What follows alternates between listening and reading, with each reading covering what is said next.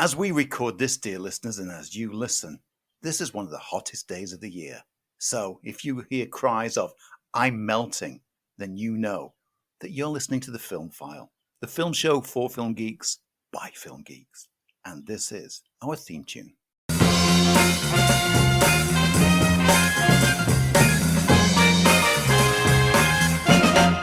Hello and welcome to The Film File. I'm Lee Ford. I'm Andy Meakin. And as we record this, and probably as you listen to this, it's one of the hottest summers on record. In fact, it's so hot that I think it's as hot as Val Guest's The Day the Earth Caught Fire. I am right, Andy, it is Val Guest. Day the Earth Caught Fire, the Leo McKern, Janet Munro film. Yeah, 1961, Val Guest. Fantastic film. Absolutely fantastic film. And if you've not got a chance to see it, just go outside and live it. Yeah, just burn that. Come to a neighbourhood near you. I mean, and remember, if you're ginger, then did you see the news of the Showcase Cinemas in Essex? No, what was that? Because we're recording this on the Sunday as usual, and they're predicting it's going to be 40 degrees Monday and Tuesday. Showcase in Essex are inviting gingers in for free to get out of the sun. I don't know whether that's insulting or pure genius. Having not been ginger. The traction on their social feeds regarding it has even the people who are being negative about it and saying it's discriminatory against people who aren't ginger and things like that. It's like, yeah, but it's had an impact and everyone knows about it. I don't live in Essex, yet I know about it. People are going to be aware of it. But as I've replied to it, the news on this is, how are they going to know that people haven't just dyed their hair? Because it's probably more expensive to dye your hair ginger than it will be to go to the cinema, even in Essex. Hello, Essex, if you're listening. But yeah, I think it's probably more expensive to dye your hair. But what do I know? What do we know? What do we know? What we do know is that you're still in Banbury. Yes, I'm still in Banbury, and it's very hot. I should be travelling back tomorrow, but with the peak temperatures, there's potentially going to be rail disruption because they'll have to run the trains slower on the tracks. I wonder what happens in other countries that are always this hot. Why is it in the UK, as soon as a bit of snow falls, everything stops? Or as soon as the sun comes out, everything stops? We are a useless nation. Let's be honest about it. We're ill prepared is at best. For once we were a great empire, we are ill prepared for bad weather because we get it every year. Torrential thunderstorms, we fall apart. Snow, wrong leaves on the track, sun, because it melts the tracks. And you're right, I lived in Spain for a year and everybody copes and they have sometimes torrential downpours and sometimes they have hotter days than this. And the cities don't grind to a standstill because we've been told not to leave the house in some areas of the country.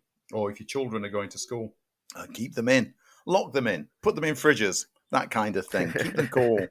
Don't put children in fridges. I just need to say that to all the listeners out there. If you're listening in your car, that was a weak attempt at a joke, and please don't put your child in a fridge. But if you do leave them in the car, wind down the window. However, do put Indiana Jones in a fridge because he can survive anything. Because it's lead-lined. Yes. Still makes perfect sense to me. I still makes perfect sense. No. With the intense heat, the lead would have melted. Ignoring that, with the huge distance that it flew, he would have still been bashed around and be a broken corpse in that fridge. That film should have just ended with the fridge opening and his dead, charred body rolling out, and then the end credits go up as they poured him out of the fridge. That would have been the only thing that would have been remaining, wouldn't it? They poured out Indy in it, and then you've got a subplot where they clone him. Anyway, loads of people walking out the screen crying. But yeah, with the rail disruptions that are going to be affected by heat, travelling back to Sheffield is going to be a nightmare tomorrow, I reckon. But there's also more rail disruptions coming. And yes, this is 2 weeks on the run that I've said this. We're not a political show, but I'm going to have a soapbox political rant at this point in time. Okay, go for it. In the UK, rail workers doing a series of strikes because they're wanting better pay rises. They've been offered 2% and no one wants to budge. And 2%, the unions say, is in this day and age with rising costs, etc., and the fact that most rail workers haven't had a pay rise for 2 years is an insult and a slap in the face. And I am completely on the side of the rail workers here, even though they are affecting my journeys to and from Banbury. I am completely on their side with it, because when ministers turn around with things like, oh, well, they earn on average 60k per year. Yeah. And people who work in the cinema probably earn on average 40k per year or more. But I don't, because I'm at the lower end of that. And saying 60k average doesn't account for the people who are on the lower end of the pay, who are struggling. These are the people who work long shifts on long journeys with the lives of passengers being relied on their alertness and attentiveness. If I make a mistake in my job, most of the time, the worst that happens, we run out of popcorn. If a train driver makes a mistake, the most likely outcome is serious casualties and potential fatalities. They deserve more than a poxy 2% pay rise when they've been mostly stuck at the same pay for the past few years, just so the fat cats can get their profits. Privatisation of the industries in the UK from the 80s onwards has crippled this country, and is why we have the huge cost of living crisis at the moment, with the oil and gas supplies all privatised, the electricity supplies all privatised, all wanting to make their profits, get the fat cats their bonuses, and we, the consumers, are the ones who struggle. Privatisation, hate it. As I said, this isn't a political show, and I don't know how much of that will actually make the show in the end. But interesting enough, Andy, I am in total agreement with you. Yeah. And I think we're going to go through, I think we are now facing, as the realities of prices going up, food prices going up, energy bills about to rocket in October. I think we are on the verge of probably something we've not seen in our lifetime, which will be a national strike. The early 70s was the last time that this was kind of happening. There was a major striking through the 70s, and we're approaching it again because so many years of Conservative rule has made for a disgruntled workforce. And I'd like to say that I'm part of that disgruntled workforce, and I feel that something needs to change in this country. Something seriously needs to change in this country. Well, we can't make change, but we know how to vote for it. But what we can do is bring you one heck of a film file. And in this week's show, what do we have? We are doing a divisive deep dive into Zack Snyder's. Is it underrated? Is it overrated? Is it claptrap or is it genius? We'll decide and let you decide when we talk about Sucker Punch. Andy is going to be reviewing just 3 things from streaming this week because there's not a lot coming out. Rise of the Foot Soldier Origins, which had a limited cinema release last year and landed on Amazon this week. The Ledge, which has been sat on Netflix waiting for me to tackle it for the past few weeks. And then newly dropped on Disney Plus, Bob's Burgers, the movie. I won't be seeing anything because as of this week, I'm partially blind, but that's another story for another time. But before any of that, of course, we have this week's news and this week's box office, all wrapped up into a neat package known as this segment's The News.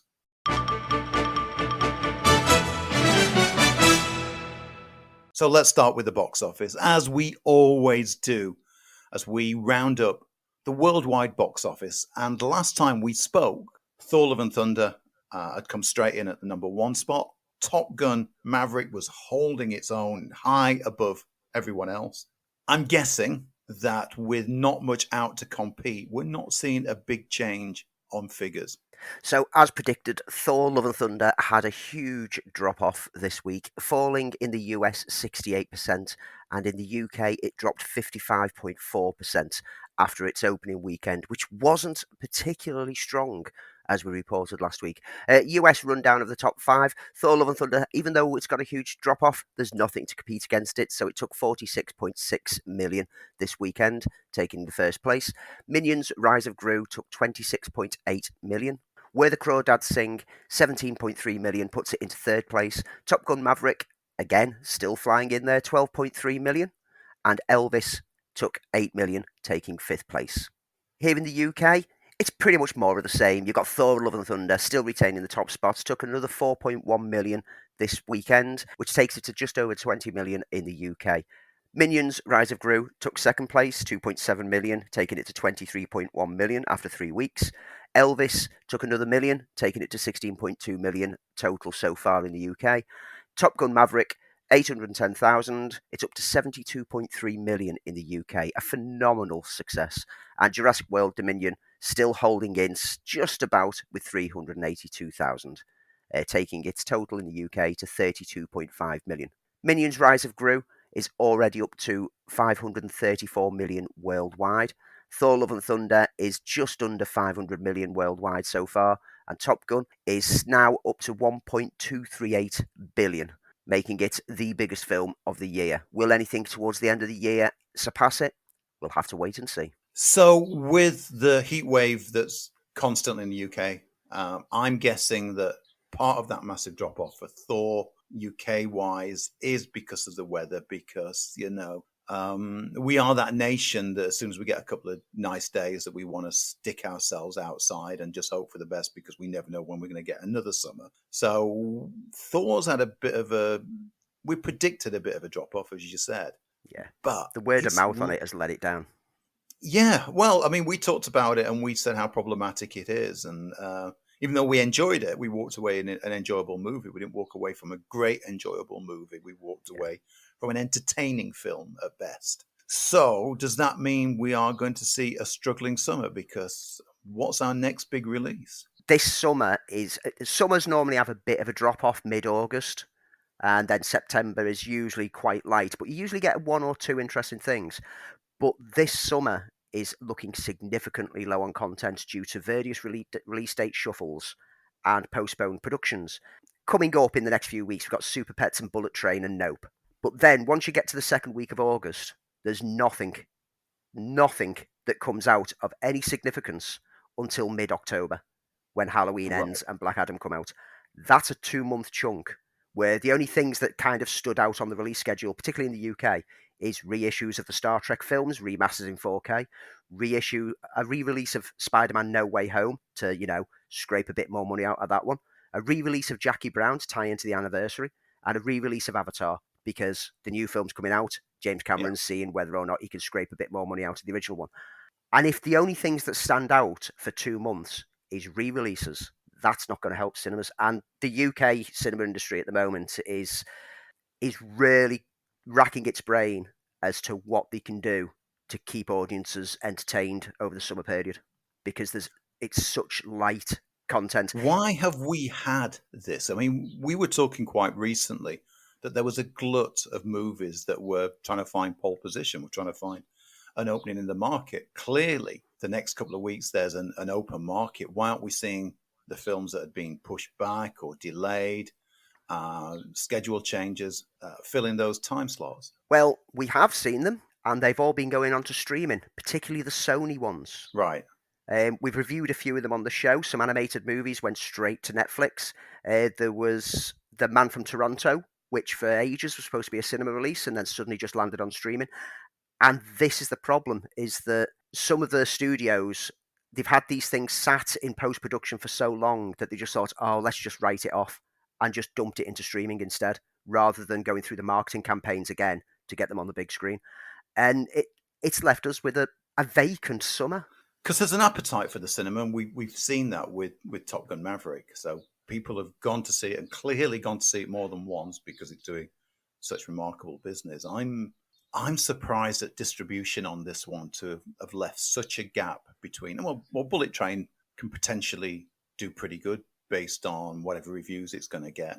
Yeah, Thor's not set the box office alight, even though it undoubtedly will make its money back. And won't be considered a flop, nor will it be considered a huge hit.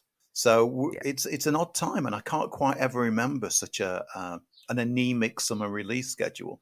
Aside from during COVID. Yeah, absolutely. When there was no one ever counts. One of the films that has moved, which has caused a bit of a gap, early September, we would have seen a film that we've been looking forward to, Salem's Lot. Yeah. It's now been pushed back to April the 21st next year. I wonder why. Apparently, there was COVID-related issues in post-production that were slowing things down, which is why there's not been any marketing started on it yet. There was a handful of days of additional photography that's still required, which again, COVID has got in the way of. And so they've just decided, you know what, let's just give it a chance so that we can get this film finished properly rather than rushing it, which I can see their point. Yeah. The exit of Salem's Lot really paints a bleak box office picture for the next few months. There's basically nothing, like we've said. In addition, Warner's have also announced that their Train to Busan and House Party remakes have both fallen off the schedule with no dates attached anymore. I mean, this is probably a lot of fallout from the Warner's Discovery merger. Yeah. That they're now reconsidering what things they do, what goes to streaming, what goes to HBO, what goes to cinemas, and everything's up in the air still. But it is disappointing that, I was really looking forward to Salem Slot. I hope that by the time it arrives next year, it will be the film that we want it to be. We still got Wakanda Forever to release later this year. Which, again, no marketing for yet. Yeah, but that's very Marvel, isn't it? We have got Comic-Con coming up. Yeah. And I imagine that's where we're going to get a lot. Absolutely. As you're talking about Wakanda Forever. Oh, okay. Daniel Kaluuya has confirmed while doing promotional tours for Nope, which is due out in a couple of weeks, that he's not actually going to be in the Black Panther sequel. Okay. I didn't see a reason for him to be in this sequel, so it doesn't come as a surprise. It doesn't come as a disappointment either. I think they arced that character. Surely by the end of that film, it had been thrown into a big dark cell. So I'm assuming that's how they would write the character out. And by the sound of things, because over the last week or so, there have been some plot points leaked on, whether they're accurate or not, being leaked out into the world about the Submariner, Namora, the undersea world. And there's even been some images and how they've kind of tied it into sort of Mayan culture, which is kind of a very interesting way to go with the Submariner. They've produced a look of the Submariner, which arguably very different from the comic book version. Yeah. But it is its own thing, and I come to expect that. I wanted him to wear those green underpants and have the wings on his ankles. Well, he has got green underpants and he has got wings on his ankles, apparently. But there is sort of a big tie into sort of Mayan culture, which is quite an interesting way of going with it. So, and there's also the rumor that Doctor Doom is appearing in Submariner with a released picture, which looks a little bit like fan cosplay to me, but it was only a very grainy picture, so who knows? Yeah, I'm taking all the leaked information with a huge pinch of salt because we constantly get the leaked information, but until it's confirmed. If you backtrack it through the various articles, most of them end up going back to Big Freaking Robot or some other junk website like that that just spitballs ideas and hopes for the best. But the reason, apparently Kaluuya's character was potentially going to be part of Wakanda Forever, but it was because of the constant setbacks in the filming during and before that it led to conflicts with his filming on Nope. And so he had to, sadly, back out of it. I think it could be an interesting character to come back into the MCU at some point. He's a great actor. And his character was a layered character. It was a complex character. It was another one that you could kind of see why he was doing what he was doing, why he was following the wrong people. Yeah. He'd been manipulated into it, but he thought it was for the best of Wakanda. And I'd like to see him come back. Well, we're getting the TV series, aren't we, as well? We're getting the Wakanda TV series, so you never know. I mean, never say never. Who would have thought that Jane Foster would have been brought back into the MCU, especially after the disappointing turn of Thor: Dark World? But hey, we'll wait and see. But Wakanda Forever is still currently slated for November the 11th, 2022. Whether that will change, well, I guess we'll find out at Comic-Con. And in addition, Daniel Kaluuya, have you seen that he's planning an adaptation of Barney the Dinosaur? I have not seen of that, nor would I have been interested in any way whatsoever. Apparently, this is still in early development at his own production company.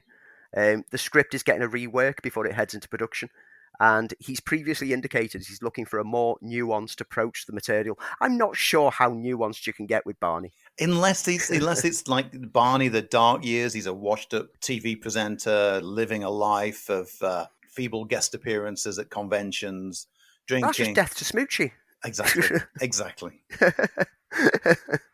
We've already had that film, and it's absolutely brilliant, and I thoroughly recommend. And not seen by enough people. Yeah. I got it for getting Letter of the Month in Total Film many, many years ago when it came out. Got a copy of it on DVD sent through to me. I was like, yay, loved it. Good movie. That might have to deep dive that at some point, or deep dive Robin Williams' darker career. Yeah. Anyway, Samara Weaving from Ready or Not, got a lot of time for Samara Weaving. Yeah, she was great. I think she's a horror icon. In Bill and Ted as well. Babysitter. Yeah, Bill and Ted. And Tony Revolori, Spider-Man No Way Home, are joining the new cast of Scream, the new Scream sequel for Spyglass Media.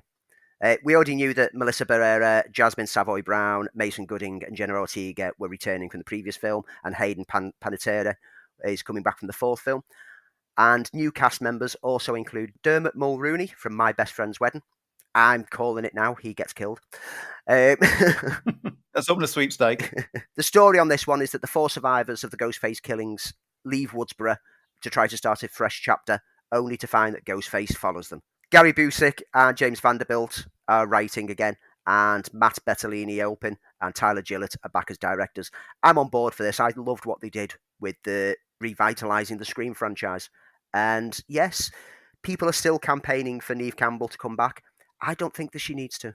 I think it's passing that mantle, isn't it? Yeah, it just becomes a token cameo if they keep bringing her back now. We don't need it.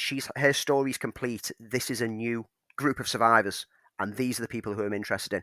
And I'm happy with Samara Weaving entering it into this fray. I'm happy with Samara Weaving in anything. She is absolutely marvellous. Filming begins over the summer, as long as the heat doesn't stop people from filming. And it will hopefully get released early next year. So there's been a lot of word on the casting of Dune Part 2. And we mentioned some of the casting additions over the last couple of weeks. All of Hollywood. All of Hollywood is a bit like Knives Out too. Suela Jacob has joined the cast of Dune Part 2. Andy, do we know what role she has? Yes, she's going to be playing... It's only a minor character, literally. When we say minor, she really didn't have much impact on any story. A member of the Fremen tribe from the Sietch Tabr during the time of Paul Atreides' residing there, named Shishakli. Basically, in the books, she gave Paul his own maker hooks to use, since Paul did not have any of his own. That's all that she did. So she might get a little bit more to do in this one. Yeah, I mean, one thing that we've discovered so far with Dune Part 1 in particular, and from what we're hearing about Dune Part 2, is that Villeneuve is expanding the minor characters to flesh them out a bit more, so they're not just background characters, that everyone's got a reason to be in there, and everyone's contributing something. Either way, I'm there day one.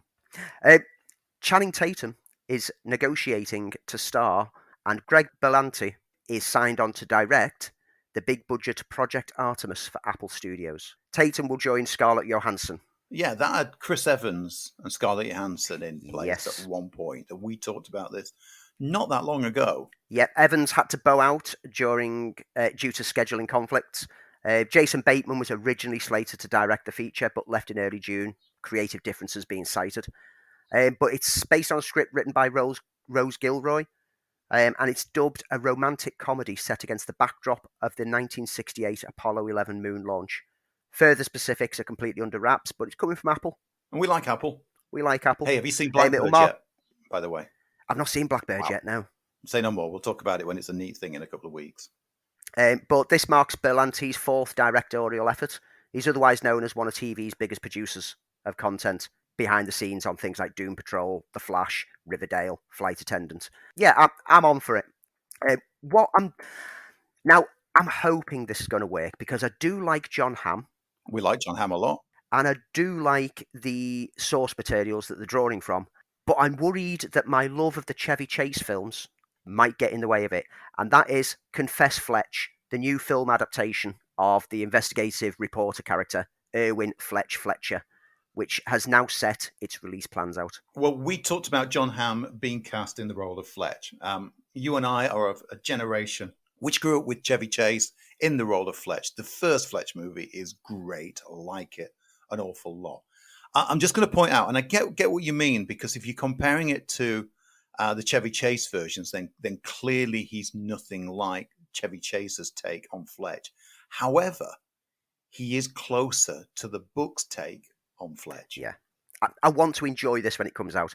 But this film is going to see Fletch find himself a suspect in a murder case, all whilst his own investigation into a stolen art collection puts his heiress girlfriend on the suspect list. The character, like we've said, was famously played by Chevy Chase in 2 prior films. Hamm hopes to play the character, not just in this film, but he intends it to be a multiple film franchise. John Slattery, Cal McLaughlin, Marcia Gay Harden, and Annie Momalo all co-star, while Greg Mottola, who gave us Superbad, again, that's someone who I've got time for, is directing from a script co-written with Zev Borrow. Medimax has licensed worldwide distribution rights to Paramount Global Content.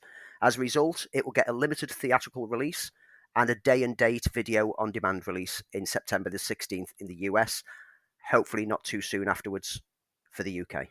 I'm not a huge fan of the Fletch books. I've read a couple of them, and they are very enjoyable nonsense with a right sense of humour to it. And as we've said on this program, we've seen the evolution of the attempts to get Fletch back onto the big screen. There was a great Kevin Smith adaptation of Fletch 1, which was supposed to have had Jason Lee in the lead role, which I could easily imagine Jason Lee playing Fletch. But John Hamm we like. Interesting enough, something cropped up on a conversation I was following. If you were going to add John Hamm into the MCU, who would he play? Answers on Twitter. Why not? We've not had a Twitter challenge, but if you want to take part, who could John Hamm play in the MCU? Anyway, moving on. Looking forward to Fletch. Emerald Fennell, who gave us the rather excellent Promising Young Woman, is joining Anna de Armas for the John Wick spin-off project Ballerina.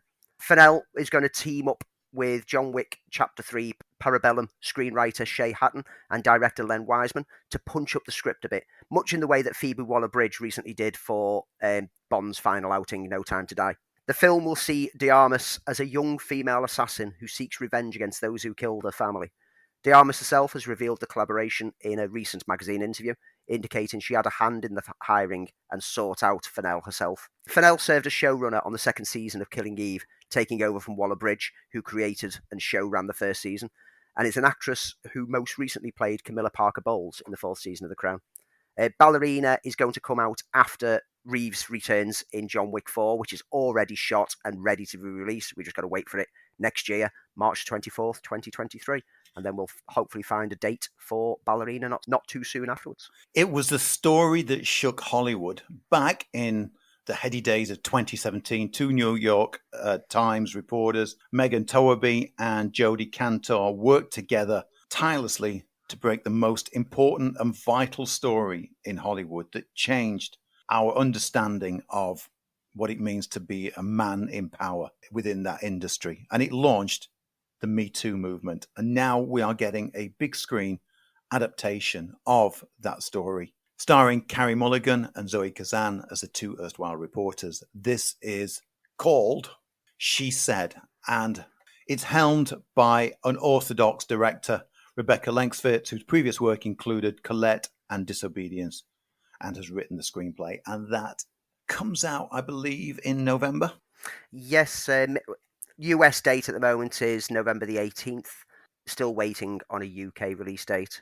I imagine it'll be around about the same time because it's not a film that they'll tend to hold off on. On a similar kind of scandal-related movie project, yes, over in the UK, while America was having its Hollywood thing, in the UK we had the Prince Andrew scandal. Did we? Did we really? I you know what? That's how much and little I know and care about royal family stuff. Yeah, of course we did. I know. He didn't sweat over it while he ate his pizza. Oh. But there's an upcoming feature called Scoop from Peter Moffat, good. Which is going to be based on the former Newsnight producer Sam McAllister's just published book Scoops, and we'll explore the story of how the BBC's Newsnight programme obtained November 2019's bombshell interview with the disgraced Duke of York.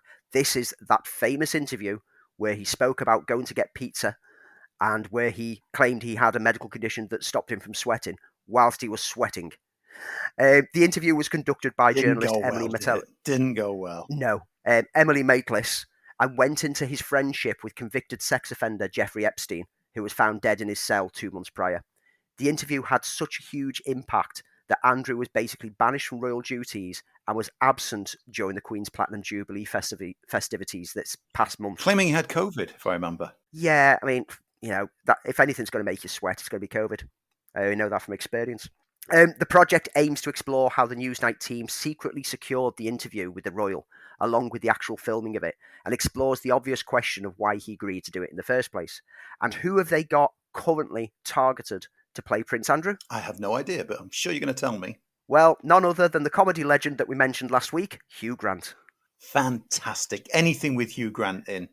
He's just one of those actors. The older he's got, the more mature he's got, and he's become a character actor now, as opposed to being a leading man, which is probably the way of all aging leading men. But Yeah. he has become absolute gold. I've always had a soft spot for Hugh Grant. I thought he was highly, highly underrated. He had that Cary Grant-esque charm to him, and as he got older and he learned to sometimes break out of it, he was always the top of my British leading men list. I know he played a type, played that type perfectly, and did very well, and proved with, especially About a Boy, that he could play against type on it. Yeah, I've got a lot of time. I never used to gravitate towards him, but I think it was About a Boy that turned me round to what he was capable of when he starts to play with people's preconceptions of what characters he's going to play. And over recent years, he's played gangsters for Guy Ritchie. He's really started to grow his range of products, and you can't shoehorn him now into, oh, well, that's a Hugh Grant film, because he appears in pretty much everything. Well, if he gets cast as Prince Andrew, this will be a film which is going to be similar to Frost Nixon, where it's going to explore the lead up to it getting an exclusive interview with a very disgraced public figure. Whilst it won't use any of the real BBC footage, it will recreate, like Frost Nixon did, some of the chunks of the interview itself to play out in the same way. I'm in. Some people say, why do this? You do this for the same reason that we did Frost Nixon, because it allows you to explore how journalists, and this is journalists who are doing jobs that journalists should do, not just journalists who just make up news and then just post clickbait. This is journalists securing real, breaking, exclusive drama news. And it's always interested me to see behind the scenes on the news media, the proper news media. So we've not heard a lot from Sam Taylor Johnson since 50 Shades of Grey, and apparently that didn't go the way that she wanted it to and was taken out of her hands. She started her directing career after being an artist with Nowhere Boy, which I've got some time for, but she's coming back to direct the Amy Winehouse biopic, Back to Black. I'm interested to see what Taylor Johnson can actually do when she's not working on a big studio production, is looking at something a bit more personal. And Amy Winehouse's life was explored beautifully in the documentary not long after she died. Amy. Yeah, it's a great film. I do think there's a really, really good biopic story to be told there. Looking forward to it. Really looking forward to it. Lots of quick casting news. So Stranger Things breakout Joe Keery, along with Aldous Hodge and Camilla Morone, are going to lead Keir O'Donnell's romantic heist, Marmalade, which is wrapped shooting in Minnesota. The story centres on a naive small-town man, Keary, who ends up in jail and narrates the colourful tale of a romantic bank heist to his cunning cellmate to escape and reunite with the alluring love of his life, played by Morone.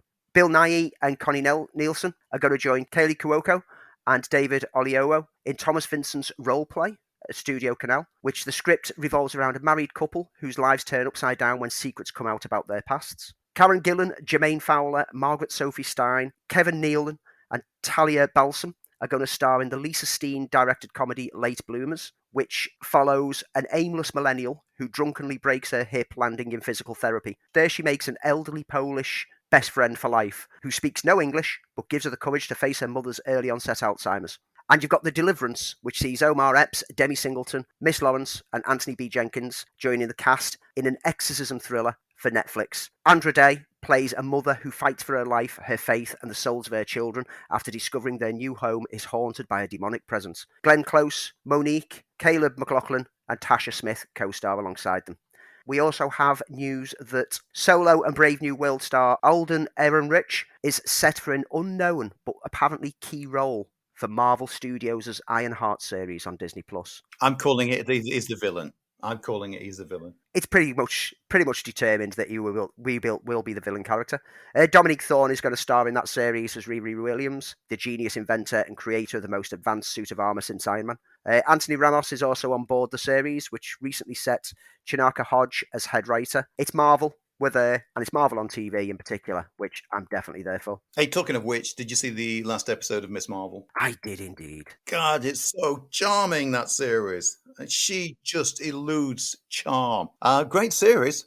I know we should be talking about this in our post review, but yeah, thoroughly enjoyed it. This is one of the things I've said this week, that, you know what, with Marvel films not quite performing how people are expecting at the box office, I'd be more than happy if they dropped Marvel film cinema releases down to 2 One a year. maximum per year, 1 or 2 Yeah, per okay, year, two but sounds focused fair. on the TV shows. In fact, I'd be happy for them to just do primarily TV shows, because every series has felt like opening a comic book. Because you're getting 6 to 8 episodes, it's like a 6 to 8 issue volume of a crossover story, and it gives it a lot more time to grow the characters. And Miss Marvel has just been absolute icing on a very delicious cake of Marvel shows of recent years. Yeah, and educational too. Yes, we pointed this out last week, but you know, if you didn't know the history of Pakistan, well, after watching Miss Marvel, you will understand a lot more about it. And if that's sparked your interest to go and research more, thoroughly recommend researching more and finding out about it. Now, we've just done casting news. How about not casting news? Okay, is that a new segment we're bringing in? The not casting? I didn't get cast as John Constantine. Well, we've heard the rumours that Ryan Gosling has been approached by Marvel Studios to star in the Nova movie, which the studio has been developing. Well, he's dismissed all them. He's basically replied to any questions on it, saying that all the rumours are completely untrue. He's not been approached to play Nova. He's never had that conversation. But Gosling is actually interested in talking to Marvel Studios about playing none other than the flaming skull hero, Ghost Rider. I could see that. So, Feige, if you're listening, we want that. Yeah. We want that. 2 films a year, Feige, and one of those is a Ghost Rider film. You should listen to us. We know what we're talking about. We're the voice of the streets, of the cinema streets. We're the geek in the know. Another bit of not cast news. And we saw this coming eventually. Kevin Spacey is no longer going to be starring in the historical drama 1242 Gateway to the West.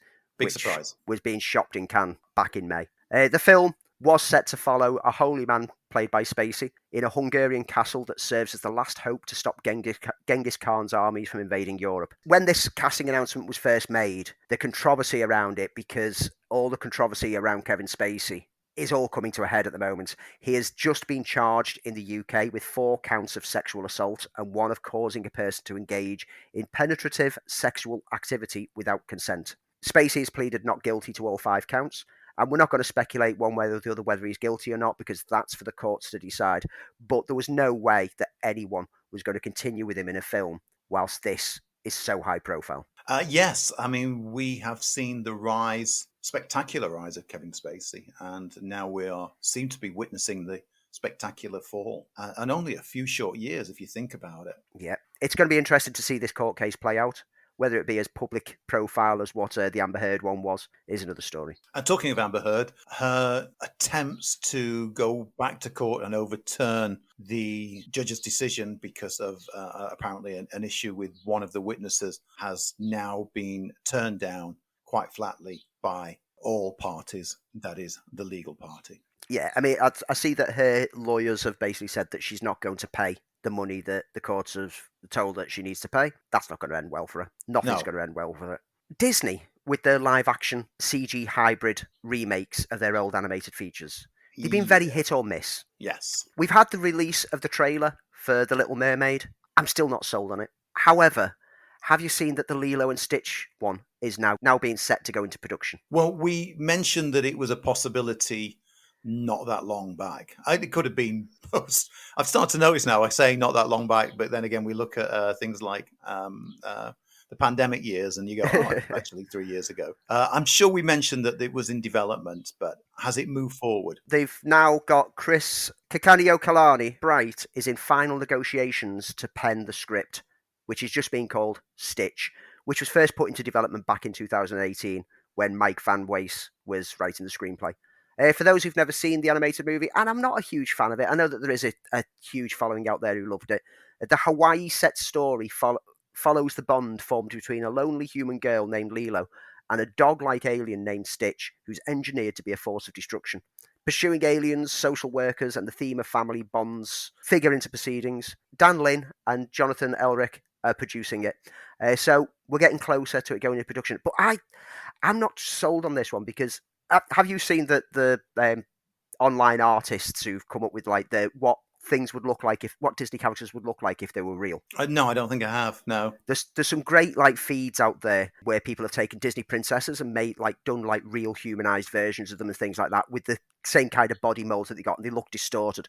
And there's a picture of Stitch, and it looks horrifying. And so I'm really scared that making a live action Lilo and Stitch is going to be terrifying, absolutely terrifying. I thought it was okay. I thought that it was enjoyable. I don't think it was a classic Disney, but it did very well on merchandising. And that's what kept it alive more than anything else. And aside from that, there's also just final news that Adam Scott, who is absolutely marvellous in Severance on Apple TV, is the latest to join Sony Pictures. The latest victim of Sony Pictures and Marvel with Madam Web, which is being led by Dakota Johnson. And there's no details on the role that he's going to play. And I feel sorry for him for getting embroiled into that mess. Adam Scott, you're better than this. And that's about it for this week's news, because there's nothing I'm going to comment on the back end of that. Sadly, just to point out the passing, and it's not had a lot of big news coverage of Monty Norman. And you may not recognize the name, but you will certainly recommend one of his most distinctive themes, often credited to John Barry, but it was in fact Monty Norman who came up with the theme to James Bond. Monty Norman passed away at the age of 94. He's had a battle with a short illness over the past few months. The news of his passing was released through his official website. He composed the score for the first Bond film, Dr. No, way back in 1962. And he also included the Under the Mango Tree song, which was sung by Norman's first wife, Diana Coupland. He created the Bond theme, but then the Bond theme has been more attached to the name of John Barry, because John Barry, that young fellow Englishman, came along, beefed up some parts of it, rearranged parts of it, and gave us that iconic segment that opens every Bond film with the tracking of the gun battle. It's one of the most famous bits of music in the past 60 years, and even if you've never seen a Bond film, you will recognise the Bond theme tune because it's so iconic. Norman was never asked back to the franchise because Barry then took over complete composing duties with the second film, and he remains the name most identified with the sound of Bond, which is probably why this news of his passing has kind of gone under the radar for a lot of people, because it's only really the Bond devotees like ourselves who have always recognised that it was Monty Norman who came up with it. He was also responsible for a variety of other works, including The Two Faces of Dr. Jekyll, The Day the Earth Caught Fire, Dickens of London, and Quick Before They Catch Us, and also was a famed stage musical composer, working on titles such as Poppy, Make Me an Offer, Songbook, and Espresso Bongo. I've got to point out that Espresso Bongo is a fantastic film that stars, interestingly, Cliff Richards. But don't let that put you off if it ever crops up, because it's a really, really good film about the burgeoning 60s music scene. Mumsy, if you're listening, he didn't mean any negativity towards Cliff Richard there. My mum's a huge Cliff Richard fan. Oh, right. No, not at all. But it's a great movie if you get a chance to see it. So that is the sad passing of Monty Norman, and this is this week's news. Still with us, still enjoying the podcast, still enjoying the Film File, the film show for film geeks, by film geeks. All we ask, as if you're not already, is to become a subscriber. All you have to do, head over to your favourite podcast platform, hit the subscribe button of the Film File, and every week you'll get this dropped into your ears directly, not even through the aids of technology. It's just going to get dropped straight into your ears, because that's how cool we are. You'll get bonus episodes and you'll get other outstanding shows as well. And you can join us as well every Thursday on No Barriers Radio. If you want to know more about the Film File, all you have to do is this. Head on over to Twitter, follow us at Filmfile UK. Head on over to other social media platforms, follow us at Filmfile UK. Just search for that, you'll find us. Or drop us an email. Liaise with us directly. You can email us podcast@filmfile.uk with any thoughts, suggestions, lists of films that you love, list of actors that you love, things that you want us to talk about, things you recommend we never talk about. One of them we're probably going to be talking about today, which is Sucker Punch. Just get in touch with us. We're happy to hear from all of the Film File family out there. And now it's time for this week's deep dive. Released in 2011, this is a psychological fantasy action film directed by Zack Snyder. It is Sucker Punch. I lost everyone I've ever loved. Then they locked me away. What are you looking for? I need to get out of here. These are your weapons. If you succeed, it will set you free. We can do this.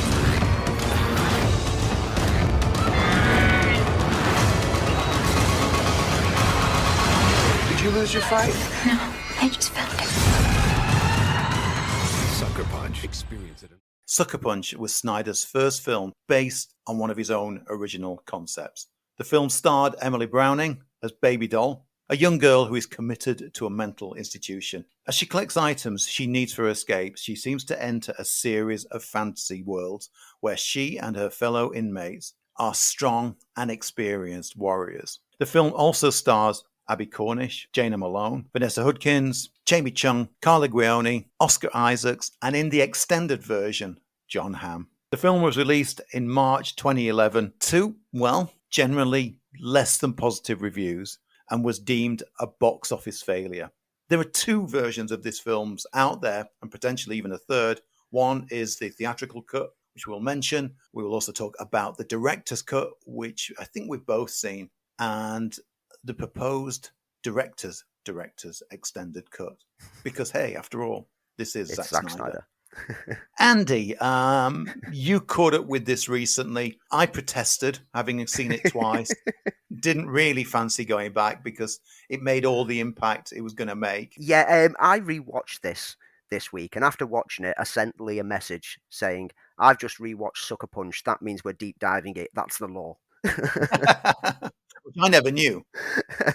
And this is an interesting one for me because this is a film that I have now rewatched 8 times. So I have seen it in total 9 times. The first time at the cinema, and then the 8 times of revisiting it through the years. In just over 10 years, I've watched this film almost once per year. So you'd think you must be a huge fan. And you couldn't be further from the truth.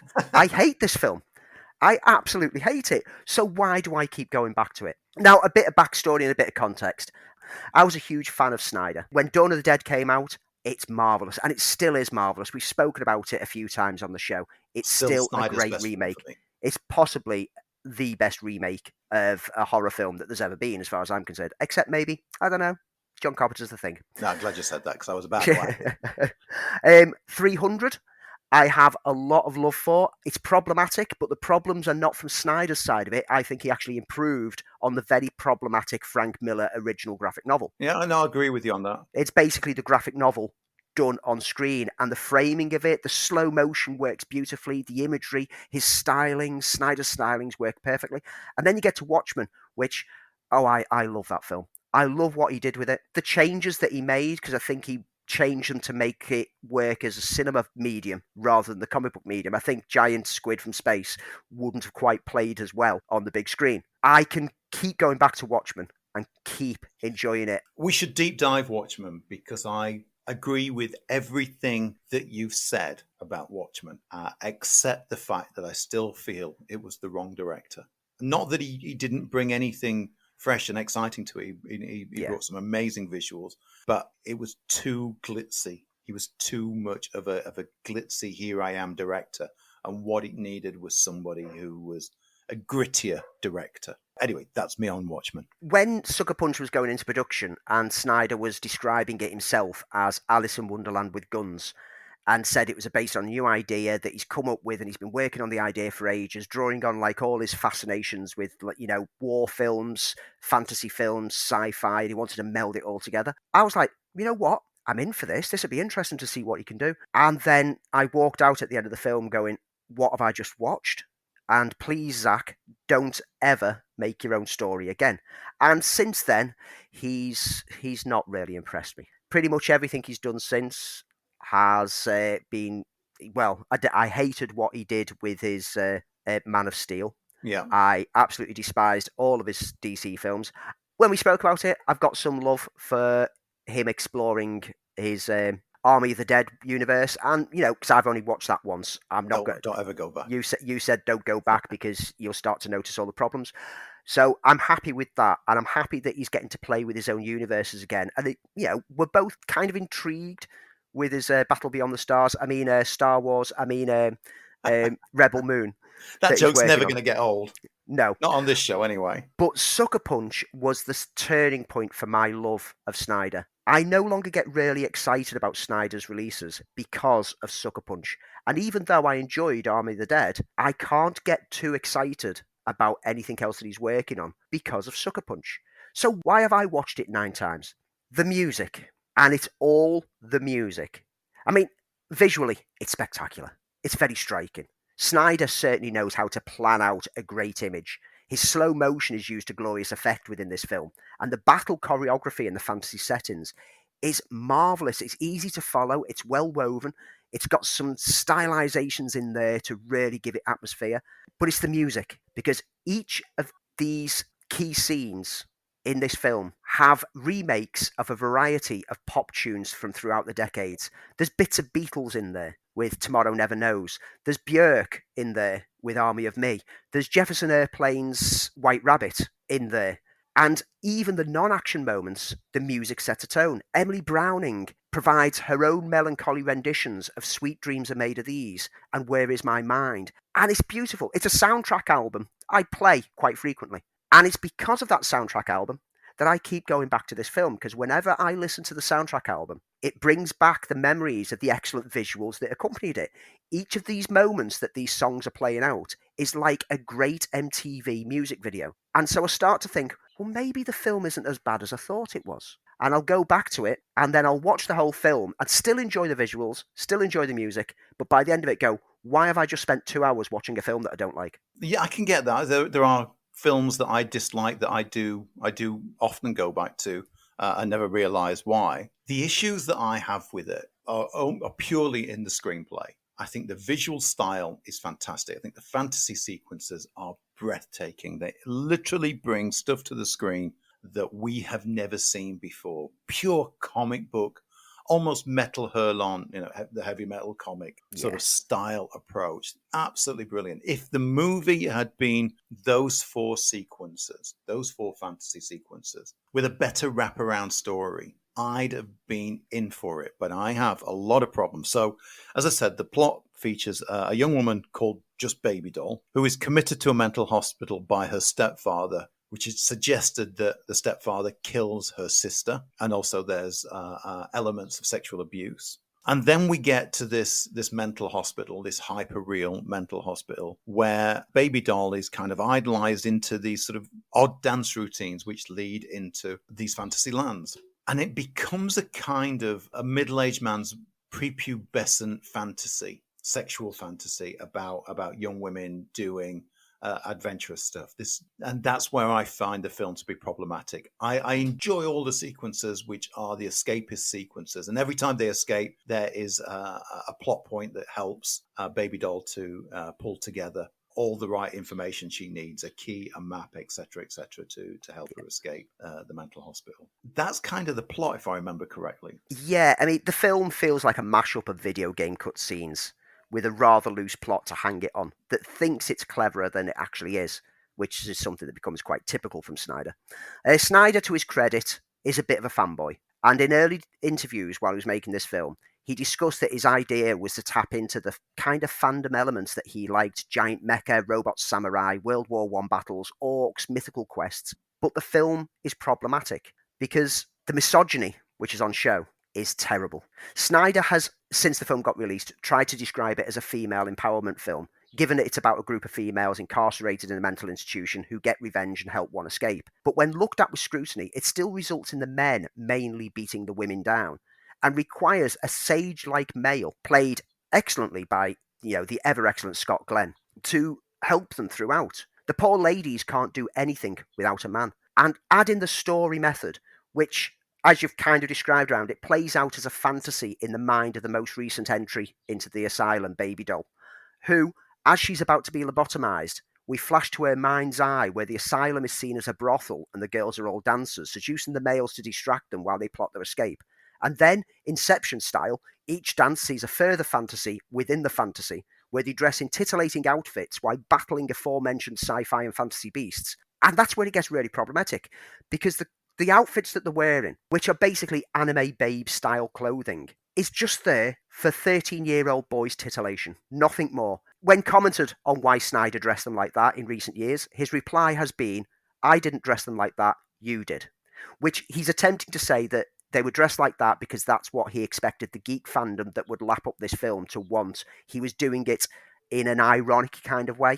But that's nonsense. He had a chance to not dress them like that. Yeah, he wrote the script. He could have done something really clever and creative with this and made it more empowering for the females than just making it into a film that teenage schoolboys will gravitate towards because, way, they look pretty and they're not wearing many clothes. It didn't need to be so much eye candy. So no, Zach, you dressed them like that. We didn't. We didn't choose for them to be dressed like that. You chose for them to be dressed like that. They could have been wearing Black Widow-style full bodysuits. They'd have been just as effective. I said at the head of it, the cast of this are great. Everyone's throwing their all into it, but they're just working with such subpar material that it all falls apart. Emily Browning is marvellous. She doesn't say much through the film. She's very quiet, but everything is in her eyes. Every element of her character is in her eyes. You mentioned the quick moments of John Hamm, who in the extended version gets a bit more screen time. Literally, in the cinema version, he was the person who lobotomizes her, and that's it. Yeah. He literally had 5 seconds worth of screen time. And there's moments of this film and the story that could have done something really, really clever and creative. But in the end, like I said, it's a series of cut scenes from video games mashed into one that isn't as exciting as a video game, because at least with a video game, you're controlling some elements of the lead character's story. I still think that all the characters are under threat of sexual violence throughout of it, and I find that problematic. Yes. They're either under threat of being murdered or being raped, and it's not enough for Zack Snyder to say, well, hey, this is our fault for thinking about this. You made the movie, you wrote the script, you directed it, you cast it, you had choices on costume, and you decided to make that the heart of your film, where women are beaten and berated and molested and killed or lobotomized or mistreated in some way. And that is the beating heart of this film. So, yes, on one hand, you could see how he tries to defend that as being this is a female empowerment film. But on the other hand, by projecting this idea that all these women are victims all the way through, and the fantasy sequences are there just to titillate men. It is parts of it I just think are abhorrent. Yeah. It doesn't make a whole lot of sense by the time it finishes. It doesn't have anything to say. It doesn't say anything. It's just some very, very pretty sequences, which are very fanboy anime style, which we've never seen on the big screen before. Yeah. And it's about the style over substance, which sadly for me is what a lot of Zack Snyder's movies are. I think he's a great visualist. I think he does very interesting things with cinema. And all of his work is very, very cinematic. It's secondary whether the plot should make sense. I mean, just look at Army of the Dead. Yeah. As long as it looks, hey, that looks cool, and the hey, look, that looks cool in this film is outweighed by the elements of it which are incredibly, incredibly problematic. With regards, you're saying that the story doesn't make any sense. Now, this is kind of interesting in a way, because I've rated this half a star better on my most recent watch than it used to be. Okay, you've found something new in it. Yeah, on my 9th time of watching this film, it's become a 2-star film. And that's because it took me 9 times to finally make sense of the story.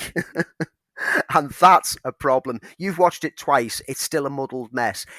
Every time that I've watched it, I've kind of gone, oh, I can kind of see what that's linking to now. And this time around, I think I finally got the whole story. I think I know exactly what's going on all the way through it, and it's still not good.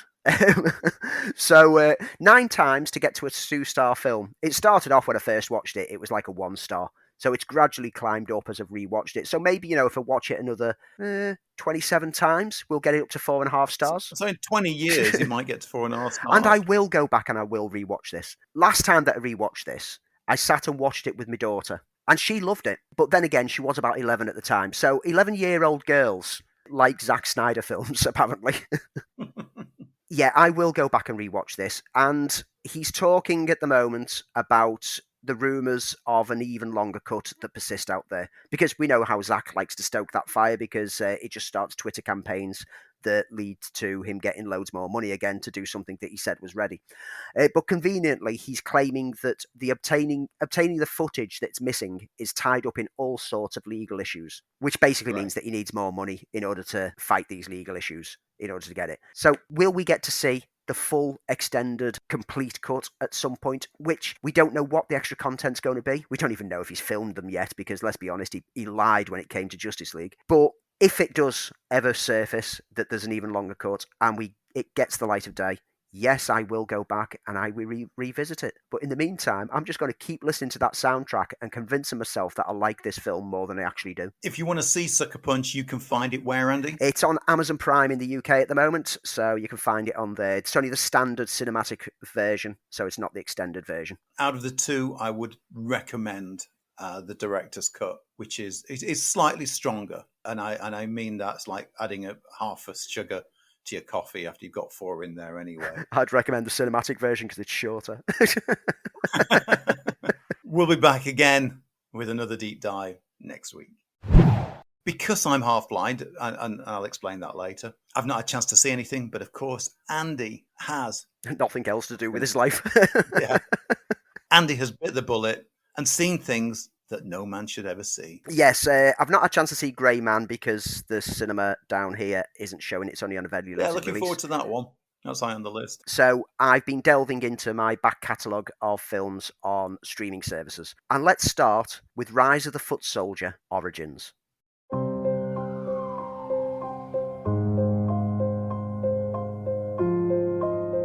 What's your name again, fella? Tony. A man who knows how to fix problems. I've been known to. What's your problem? I've seen the first 2 films in this series, but had never bothered with the third and fourth because they're not drawn from the real-life elements that the first was. And so they seemed like unnecessary entries to the franchise. Forgive me if you like them, and you think that I should, but the first 2 films weren't great, and it was only the real-life story that made them interesting enough to watch. Here, for the final entry in the series, we return to the real life again, as we follow the story of how Tony Tucker, played by Terry Stone, returned from the Falklands War broken, and soon found himself drawn into the seedy underworld after his work as a doorman put him in positions to gain power. Encounters with a drug dealer and thief, Rolfie, and Craig Fairbrass's Pat Tate lead to him setting up his own firm of criminals. Again, we have a not-so-great film, but the real-life aspect does lend it some credence. The events that led to the rise and fall of the Essex Boys are played out in a sweary and bloody manner from the start, and even though at times the acting and editing feel very staged, there's still enough in there to make you start to care for the plight of a few of the names. Yes, they were all thugs, and yes, all their misfortunes were brought upon themselves, but a few well-placed moments of levity make you stick around watching. It's probably my own love of learning about the rise of the various firms that became notorious throughout the 80s and 90s that kept me engaged. And if you don't care much for the real-life stories, then this is a subpar gangster film which looks cheap, and even normally strong actors come over as archetypes. But it passed the time, whilst also signalling that maybe they've made the right decision to stop the franchise after this film. So the whole Foot Soldier series, I saw the first one, hated it. I thought it was abysmal, thought it was amateurish. I can't believe that it's a franchise that it has now gone on and made sequels, and clearly there's some kind of an audience there. But it sounds like this is based on true events. Wasn't the first film, though, based on true events? The first 2 were, and then the third and fourth ones were completely fictional. This, returning to the true story aspect, at least gives it something to make it intriguing. But it still feels like a student movie. It still feels low budget, low rent, and the timing between dialogue exchanges is so unnatural that it just doesn't flow. I can't believe they raised the money for it. I mean, kudos to anybody who can keep raising money for these movies. That amazes me more than anything else. Maybe they're using criminal empires to actually fund their films. We don't know. But it'd be very apt if they are. I think I'll be back with Rise of the Foot Soldiers versus the Wolfman. I think that's might be the only time I'll be in. The next film is one that's been sat on my Netflix watch list for a while, but negative reviews had kind of dissuaded me from giving it a shot, even though the premise itself intrigued me, and that is The Ledge. Yeah, come on, let's do this. Well, this weekend just got a whole lot more interesting. So, here we are. Wait, let me guess. Frat boys, right? We met at summer camp and started climbing. The locals, they just tried to climb the face but couldn't get past the ledge. These are some pretty big rocks. Well, if you need any help up there. We can take care of ourselves. I'm gonna hit the sack. Yo, maybe she's had enough. Maybe you should shut your mouth. You scared me. Hey, slow down, cowboy. Get off of me! Help me.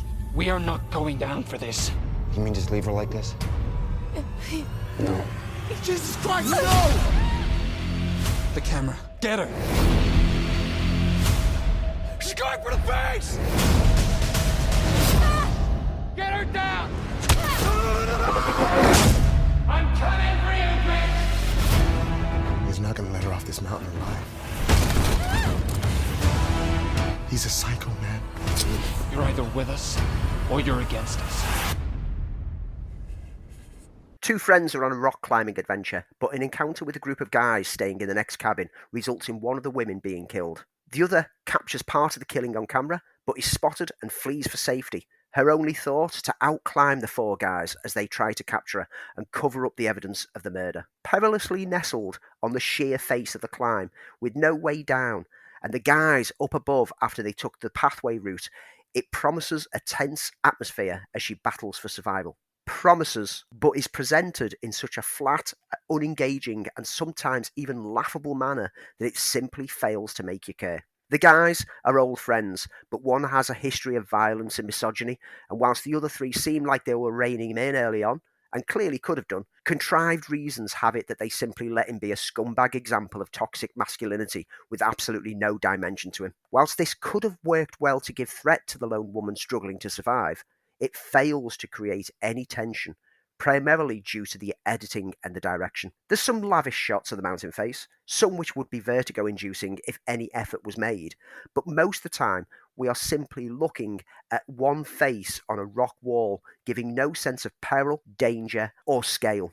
Multiple shots of scaling the surface get repetitive, and editing of some moments is jarringly bad. An early one with a complete rock face vanishing after the dead girl initially falls when seen from a different point of view is just laughable. It's maybe not as bad as some reviews have suggested, but it's still not worthy of any time being wasted on. It sounds like an intriguing premise. I've got to be honest. I mean, despite everything that you've just said, Andy, I think that the premise is quite interesting, and I can see why it would make a good low-budget thriller. Clearly, from what you said, this is not a good low-budget thriller. And what else do you have? Now, this is my film of the week.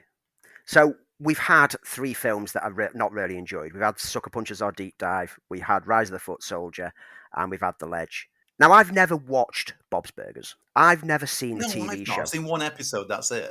And when the movie was coming out, even on this show, we were kind of like, Bob's Burgers movie's out. Don't think it's for us. And it landed on Disney Plus this week, so I thought I'd give it a shot.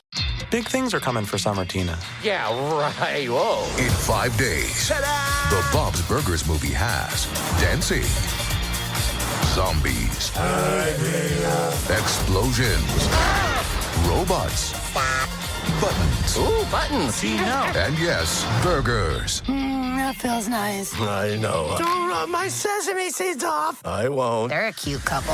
The Bob's Burgers movie. Rated PG-13. So I had a lot of fun with this film. Bob is struggling again with his burger restaurant. He's overdue on rent, and with a loan due back to the bank in 7 days, the upcoming busy period at the nearby fun park should hopefully drive sales and help them out. Until a sinkhole opens up right in front of the store and uncovers a dead body. A murder investigation starts, and so Bob and his family seek a way to try to sell their burgers remotely, whilst also finding out who the murderer was.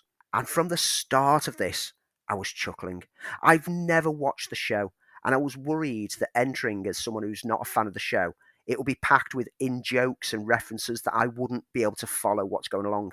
But it works so well as its own thing, We are given all the information we need about Bob and his very strange family in the early scenes that we can just then enjoy the sometimes crazy antics of the group as they go about their business. Some of the witty lines come so thick and fast that you're still laughing from one thing so that you miss the next, which ensures that there's going to be a revisit of this in the not too distant future. The animation style is polished up a little from the TV series, much in the same way that the Simpsons movie was, and a handful of musical moments serve the story and the comedy well. By the end of the whole thing, I wanted to see more, and I've already added all 12 seasons of the show onto my watch list. Bob's Burgers is a fun way to pass your time, and it works so well even for those who've never quite understood the appeal of a show about a restaurant. As I said, I've only seen one episode.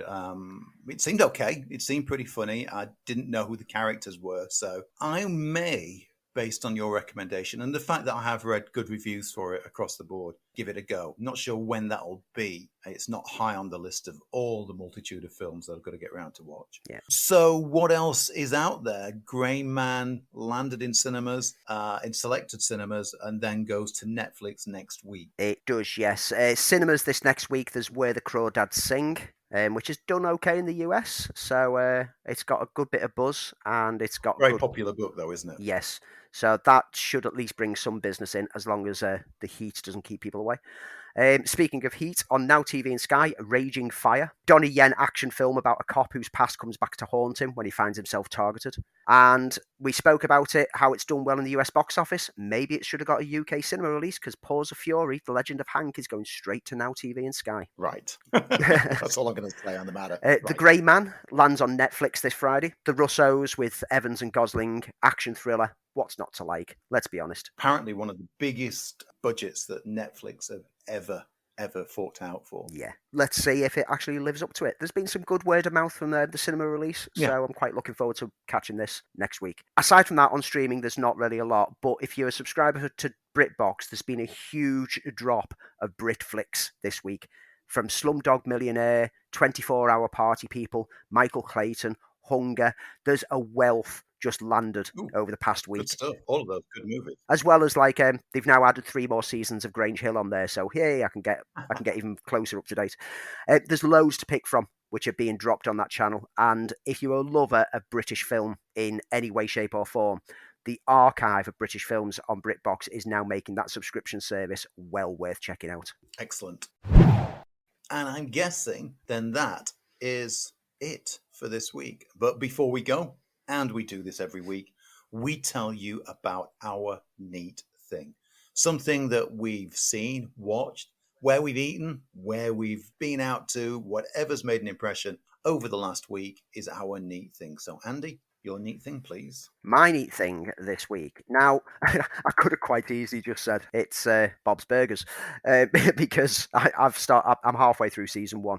But no, my neat thing, I've gone to comic books this week. Now, a few months ago, I said that I'd signed up for DC Infinite. I decided to fill my time on my train journeys this past week with going back and exploring some past comics. And I've mostly been a Marvel collector over the years, and so I've fallen quite behind on DC, jumping on board every now and then. I jumped back on board with Rebirth, but I missed one of their post-crisis revamps back in 2006 when they did the 1 year later. Now, this was after one of their many crises things. It might have been was it the Flashpoint, or I don't know which one, but that whole crisis, it was Infinite Crisis. So many crises, so little time. The Infinite Crisis finished with my favourite DC character, Superman, losing his powers. And so the 1 year later picked up with a now powerless Clark Kent, who's using his skills as a journalist to defend Metropolis from both organised crime and Lex Luthor. Lex Luthor is newly bankrupt and disgraced due to his actions in the Series 52, but gradually Superman begins to regain his powers, just in time to battle the embittered Luthor as he seeks to inflict his revenge upon Metropolis with the help of stolen Kryptonian battle technology and redesigned versions of the Toyman and the Kryptonite Man. And this was everything that I love about the Superman character, and this is everything that Zack Snyder got wrong about the Superman character. Jeff Johns and Kurt Busiek, with art by Pete Woods, mean for a great story with lavish, beautiful, bright and colourful artwork, and the Clark Kent Superman character in this is the Boy Scout hero that he should be. He's always wanted to do the right thing. He's the icon that we should all look to and be inspired by. And it's a marvellous 8-issue story arc that I just devoured from start to finish. And now I'm going to continue through that era of the Superman tale right up until the New 52 era, and then I'll skip it and go back to Rebirth, because the New 52 area got everything wrong with every character as far as I'm concerned. Yeah, it was a mess. This 1 year later, Up and Away story is a thoroughly recommended one. You can pick it up in graphic novel format, Up and Away, or subscribe to the DC Infinite subscription service for like 35 quid per year and get reading through the back catalogue of old stories. This has reminded me what I love about Superman, and I am loving exploring it. I'm interested to see what they did with the 1 year later on all the other characters now, so I'm going to be digging through the archive on there. So that's my neat thing. Superman comics, particularly Up and Away. I don't know that one, and it sounds very intriguing. I like Kurt Busiek. I think he's a great writer. His Marvels is still one of the best comic runs of all time. I read just the Batman take on the 1 year later, which was pretty good. You're right about the New 52. It never landed. It was a mess, and the more that they tried to explain it, the more messy it became. Yeah. But no, I'm interested. I am really, really interested. My neat thing. Okay, so I have a tale to tell. So I had some eye surgery this week, and it's left one eye incredibly sharp and the other one very soft. And so I'm having real problems focusing on a screen for so long. It's driving me nuts. I'm going to have the other eye done, and eventually my eyesight will be back to normal. I can't drive. I can't do any of the things I'm doing. It just makes walking around really difficult. So it's proving to be problematic. So I've been watching TV that I don't have to invest much in the way of brain space for things that really need to watch to study. Because it's just proving to be so annoying. So some of the best TV candy that I have enjoyed over the last week, and it has to be Lucifer. So it's based on a DC Comics character created by Neil Gaiman, who appeared in Sandman. The TV show bears very little resemblance to the excellent graphic novels, apart from this idea that Lucifer has left hell behind to run a bar as part of mankind.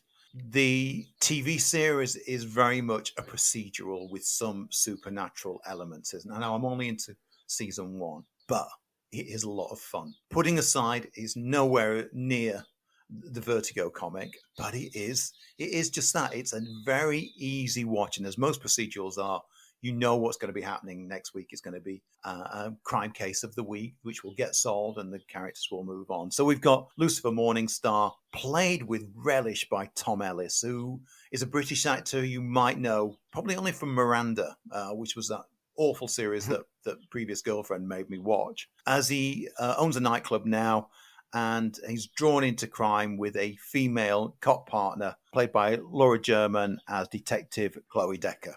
Okay, this is not on the standards of Better Call Saul. This is not up there with Umbrella Academy, but this is especially down to Tom Ellis. Just an awful lot of fun. Yeah. Now, I am told that subsequent episodes, because it was cancelled in the States, I think about series 2, and then Netflix picked it up, that it does go more into the supernatural element. So I'm sticking with it. But if you want something which is a light, enjoyable, take your brain out, enjoy the characters, then I can highly recommend Lucifer. And for my state of play at the moment, it has been, and you're going to use the term very lightly, a godsend. I will back you completely on that one. I love Lucifer from the start. Like you say, Tom Ellis is absolutely magnificent. Great, isn't it? The interplay between him and Lauren German as Chloe is the heart of it. But all the other characters get expansions to their story arcs as it goes on. Season 2, the supernatural starts to ramp up. Season 3 was the last one with Fox, and then Netflix picked it up for the final 3 shorter seasons to tie up all the threads, and everything's a delight. My wife and my daughter have just started watching it because they never got into it when I did, and they've started watching it and they are loving it as well. So yeah, I am 100% behind you on that being a neat thing. Everyone should enjoy Tom Ellis as Lucifer. And Tom Ellis as Lucifer has now become my role model. I don't know what that says about me, but it has become my role model. And that, folks, is it for this week. We'll be back next week for an episode where we're going to take a bit of a break afterwards because of, holidays. So you will get a special bonus episode for both listeners on No Barriers Radio and subscribers to the podcast. But before we go, Andy, any big plans for this week? Trying not to die in the sun. You know what I'm like with the sun. I can wear factor 7,000 sunblock. It's just a bandage. And I end up looking like Dracula in the middle of a heat wave. I just turn to ashes. So I'm lucky that, when I'm down here in Banbury, work is literally 3 minutes walk away because I don't have to be in the sun that long. But I'm dreading my train journeys because they are going to be sweat boxes, absolute sweat boxes. So my plans are just to survive this week. I just need to survive. I'll watch some Bob's Burgers to take the edge off. Sounds like it. I'll probably be eating some burgers to take the edge off. There we go. We'll be back again next week. But Andy, when reality is a prison, your mind can set you free.